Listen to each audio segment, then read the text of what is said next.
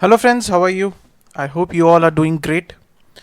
Stay safe, guys. Stay inside your homes. The condition is not good. And keep studying. That's the most important thing, irrespective of the exam's date. Now, many people are asking, sir, when are the exams going to be conducted? Nobody knows, right? It will all depend upon the situation in the coming days, that how the COVID situation turns out to be, and accordingly how the government permits to open the schools and conduct the examination. So it will all depend upon that. It is totally an unpredictable situation. So don't ask again and again when are the exams going to be conducted. Nobody knows, not even the institute knows, right? Currently, not even the God knows when the exams are going to be conducted. Only the COVID knows, right? So don't ask this question again and again to anybody, not me only. Do not ask this to anybody because nobody knows. Okay, moving on with our discussion on the RTP 2021, May 2021, which was released. Question number 9 on service costing, which is a very, very, very good question. It is a similar question being there in your ICAI study mat, right? So in the ICAI study mat series, I have covered it. Okay, now we are going to understand this question. VPS is a public school having 25 buses, each plying in different directions for the transport of its school students, right? So this is a school bus. In view of large number of students availing the bus service, the bus work two shifts daily, both in the morning and in the afternoon, right? So it has two shifts. Two shifts means two shifts in the morning and two shifts in the afternoon. The buses are garaged in the school. The workload of the students has been so arranged that in the morning, the first trip picks up the senior students, and the second trip, plying an hour later, picks up the junior students. Now, what he is trying to say is, he says that in lieu of large number of students availing this bus service, what the bus service is doing is, say at 8 o'clock, say at 8 a.m., this is the first trip. Now the school bus will leave the school and go to pick up the senior students, right? And come back. Say it comes back at 9 a.m. Now, after 1 hour, that is at 10 a.m., the school bus will again leave the school to pick up junior students, right? And then come back, say at 11 a.m. So this is all about morning. This is all about the morning. And the similar schedule is followed in the afternoon also. Says similarly, in the afternoon, the first trip takes the junior students, and an hour later, the second trip takes the senior students home, right? So this is the schedule in the morning, and the similar schedule is followed in the afternoon. First, the bus will go from school to senior students home, then from home to back school. Then an hour later, again the bus will leave the school and go to pick up the junior students, and then come back at the school, right? So all in all, if we can say, in the morning there are 1, 2, 3, 4 trips in morning, right? In one shift basically, right? I can say 4 trips in one shift. Any doubts? Clear? Right, sir. The distance traveled by each bus one way is 8 kilometers. That is 8 kilometers here, 8 here, 8 here, and 8 here. Clear? The school works 22 days in a month and remains closed for vacation in May and June. The bus fee, however, is payable by the students for all the 12 months in a year, right? Otherwise, the school is working for only 10 months. There is a vacation in the May and June, but the bus fee is payable for all the 12 months. The details of expenses for the year are as under: driver salary payable for all the 12 months, 12,000 per month per driver; cleaner salary 8,000 per month per cleaner; license fee is given; insurance premium, repair, maintenance. Purchase price of the bus is 20 lakh each. Life of the bus is 16 years. Scrap value is 1,60,000. So all this information is given for the calculation of depreciation. Diesel cost is 78.50 per liter. Not per kilometer, it is per liter. each bus gives an average of 5 kilometers per liter of diesel. So in 1 liter of diesel, each bus can run for 5 kilometers. Clear? And the diesel cost is given per liter. So that means we'll have to calculate how much is the total kilometer being covered by the bus, right? And in that total kilometers, what is the consumption of diesel in liters? Only then we can calculate the total diesel cost. The seating capacity of each bus is 40 students. Right? The school follows the differential transportation fee based on the distance traveled as under. Students picked up and dropped within the range of 2 kilometers. Transportation fee is 25% of full.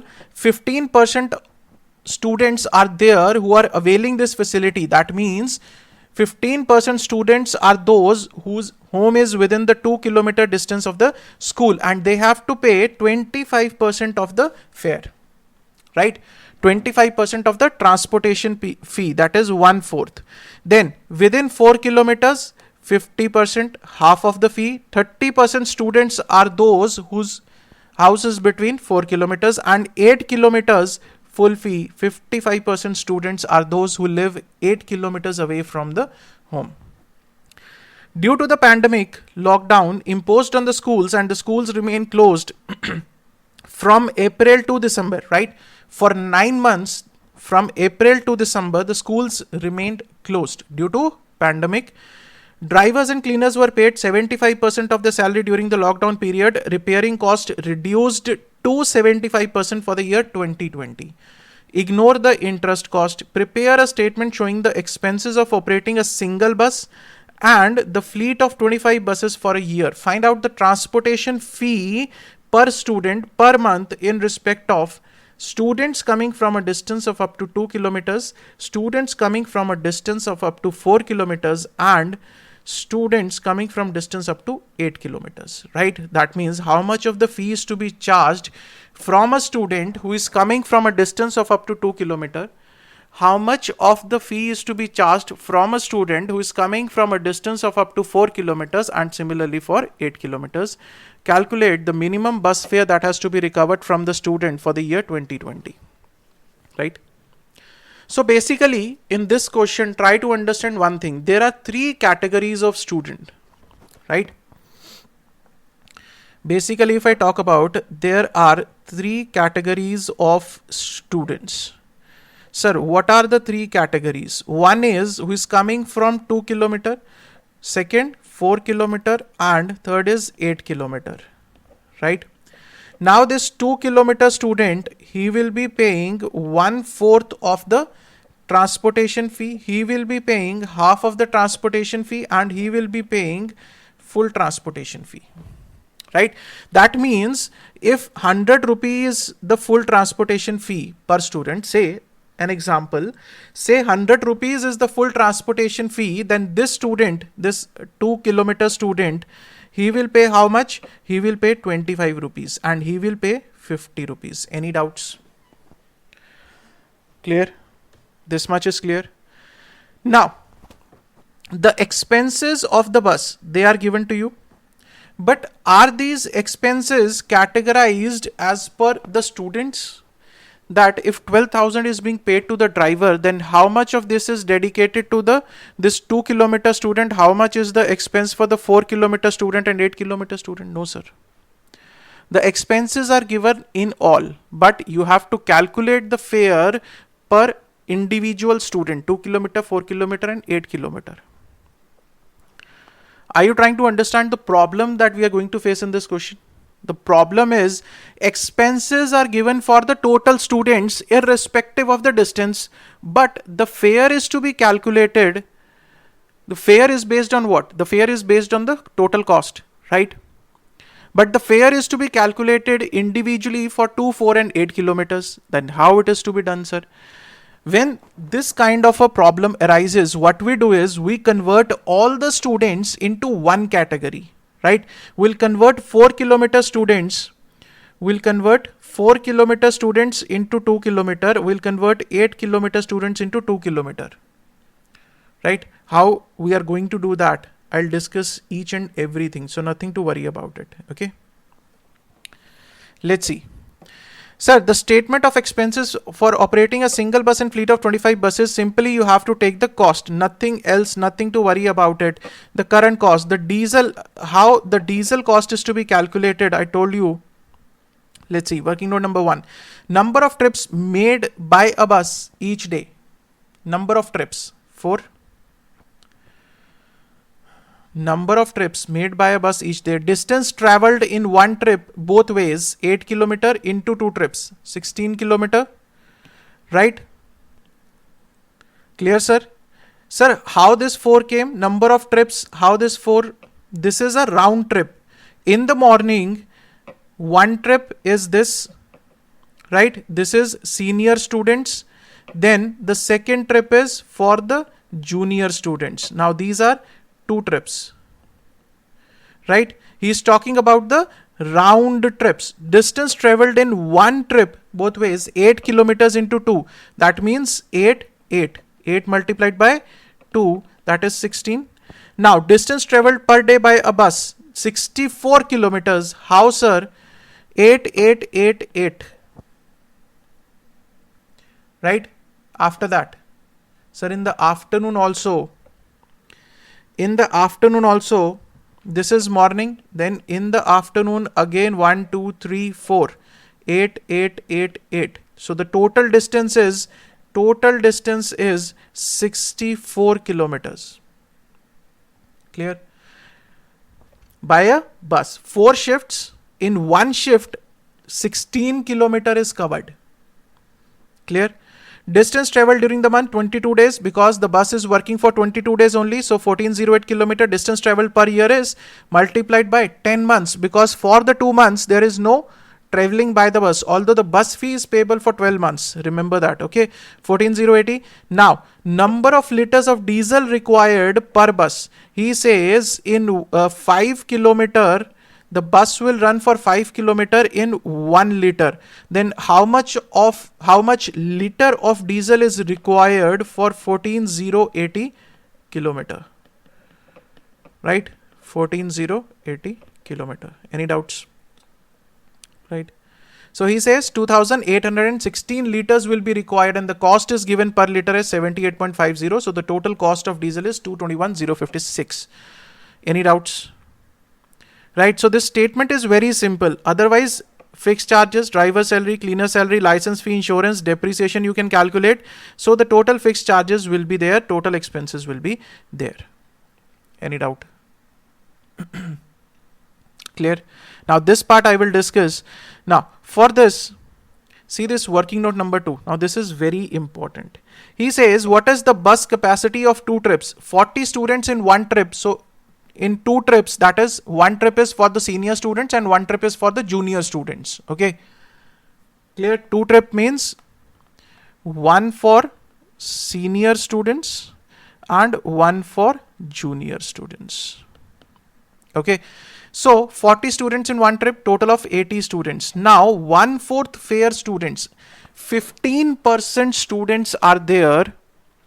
15% students are there who are availing this facility. That means their home is within a range of 2 kilometers from the school, right? So they have to pay 1/4 of the fare. So how many students out of 80? 15%, that is 12 students, right? Any doubt up till this point? Okay, sir. Half fare students, sir, 30% students out of the 80 students are those whose home is between 4 kilometers. Now they have multiplied it by the 2 and written equivalent to 1/4 fare students. Sir, what is this? Try to understand now. Say, okay, I'll write it here only. Let's say, let full fare is equal to 100, right? What is going to be my half fare? 50 rupees. Any doubt? And what is going to be my 1/4 fare? 25 rupees. Any doubts up till this point? Right? Now, say I collect 25 rupees from this 1/4 fare student, right, sir? And I collect 50 rupees from half fare student. Listen to it very carefully now what I am going to say. I say that I want to collect 50 rupees from the 1/4 fare student. Now, if I want to collect,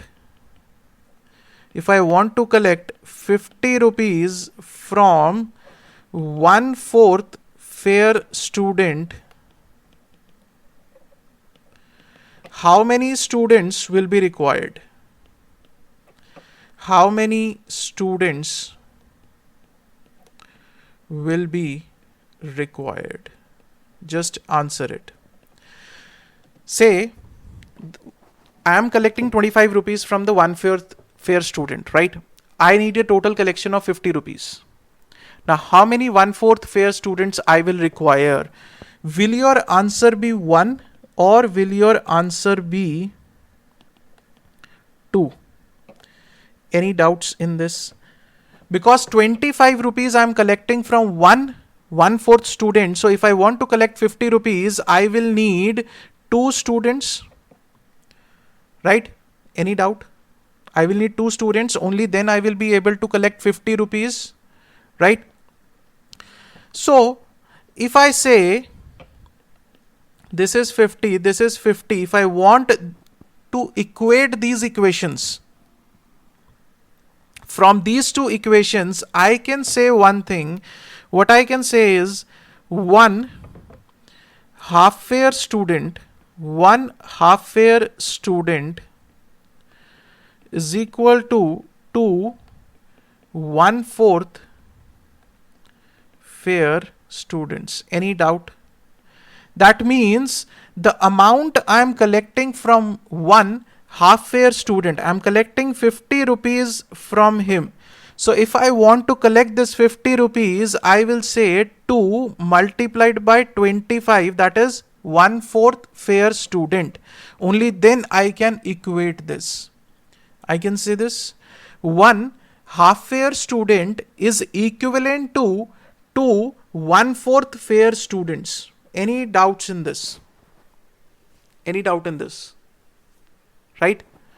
That means if I am collecting 50 rupees from a half fare student and the same 50 rupees if I want to collect from a 1/4 fare student, I will need 2 students. So 1 half fare student is equivalent to 2 1/4 fare student. Similarly, if I want to collect 100 rupees from this 1/4 fare student, then how many students I need? 4 students. So I can say one more thing, that is 1 full fare student, 1 full fare student is equal to 4 1/4 fare students. Any doubts? That means if I am earning 100 rupees from a full fare student, I need 4 students multiplied by 25 rupees from each student. That will be my equivalent students. Clear? I hope this is clear. See, this is the most trickiest part of this question. This is the only trickiest part of this question, right?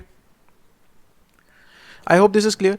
So what they have done is they say if 1 half fare student is equal to 2 1/4 fare students, so they have multiplied by 2 to get the equivalent to 1/4 fare students. In case of full fare students, 55 of 80, understandable, right?